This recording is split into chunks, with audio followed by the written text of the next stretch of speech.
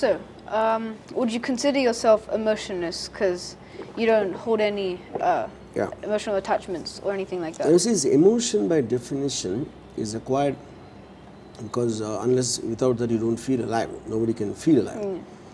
But the point is whether you're letting emotions control you or you're controlling the emotions is where the being smart is about. I don't ever let emotions control me. So, because my first question when I am feeling that will be, why am I feeling emotional about it? So then I get into the roots of that. Once I get into the roots, there's no way it can affect you. For example, if there's a snake can bite you and you can die.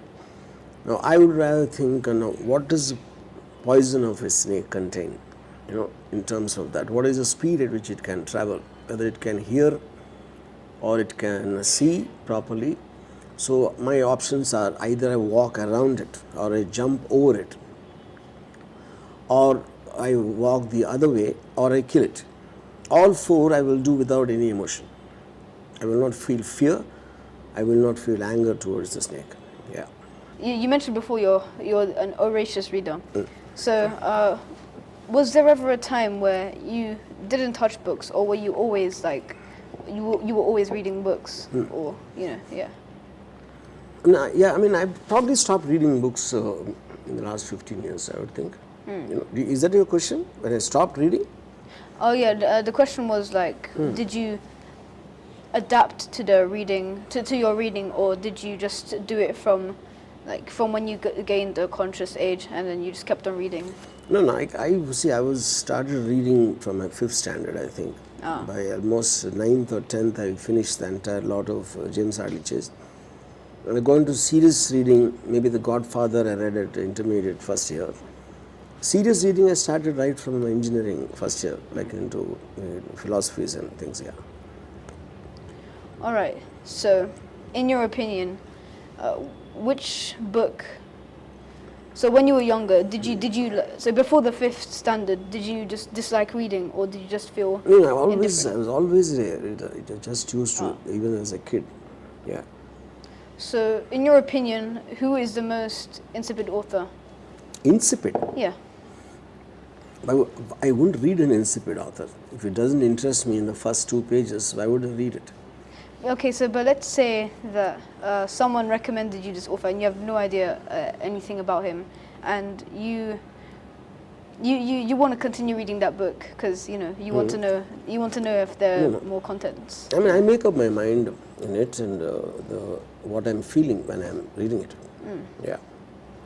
So before you mentioned that you didn't like children, but you have a child of your own. So. Yeah, the same thing. So now that you liking someone as a person or because of a biological bond, there's a difference. I like her as a person, but she as a person doesn't, spending time and just on the bondage, it doesn't happen. Because probably in the last 5 years, I just exchanged a couple of texts once in 6 months. And she was here about 45 days recently, and I met her for 10 minutes. Yeah. So because there's no common topic, I don't have a problem. And most of the time, I prefer to spend in the company of highly interesting, extreme people because I gain something from it and I take a huge pleasure from that. So any normal people bore me to death. Are you a sadist? No. Because see, the point is, what is sadist by definition is you're deliberately creating pain for your pleasure. So I don't know if you're asking in that context, if somebody is being pained because of me, I think it is their problem. So to give importance to anyone else, unless they are bringing some happiness into your life or increasing your pleasure, that relationship is stupid to have, to maintain and to sustain. Yeah. So, we're on the topic of relationships.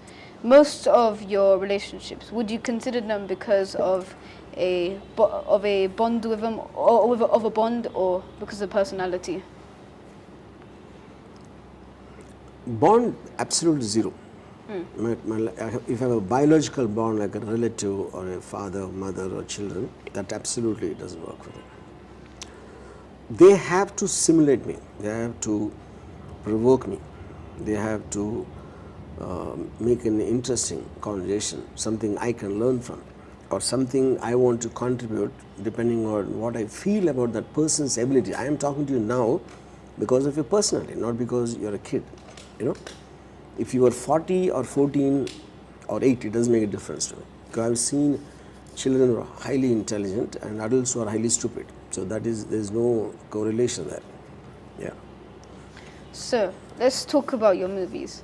What was the most entertaining movie for you?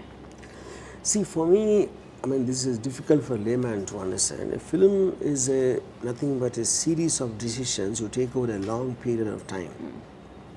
Okay, so for me, a film is never a film. There's some idea comes and it grows, and again I change it, I take a shot. So a compilation of that in a certain way, which takes over a period of time, the movie will be very different in my mind, because when I conceived it and I put it together, there cannot be something similar in that. So I will always like a shot here, a dialogue there, a scene here.